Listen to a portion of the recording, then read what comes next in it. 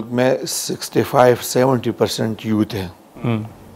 आपको तो पता है कि एनर्जी का क्या, एनर्जी क्राइसिस है मुल्क में, बेरोज़गारी है, इकोनॉमी का क्या हाल है। हमारा जो काम है वो ओवरसीज़ मिनिस्ट्री एंड HRD का, हमारा यही काम है कि हम लोगों को बाहर भेजें। लोगों के अभी हम कंपटीशन पे है दुनिया के साथ, हमारा मुकाबला है इंडिया, फिलीपीन, बांग्लादेश, नेपाल और इसी तरह मतलब है कि बहुत सारे ममालिक के साथ।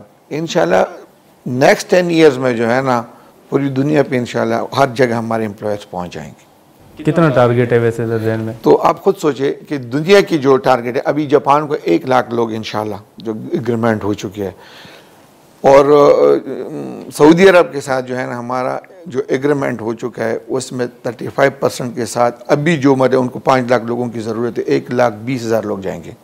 अच्छा, ठीक है। इसी तरह पूरी दुनिया में जो है ना लोग एजेड हो रहे हैं, उनको मतलब है कि मैन पावर की ज़रूरत है।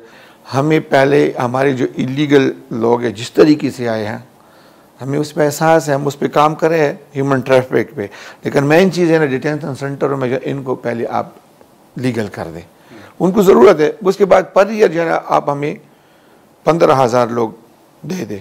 तो अब भी उनकी तरफ से आज भी मुझे मैसेज आया है कि जितना जल्दी हो सके, फिर हमारे इलेक्शन आ रहे हैं तो इंशाल्लाह समर यहाँ से मूव हो चुके हैं, तो इंटीरियर से पास हो के फॉरेन अफेयर्स, तो इंशाल्लाह हम भेजेंगे ग्रीस।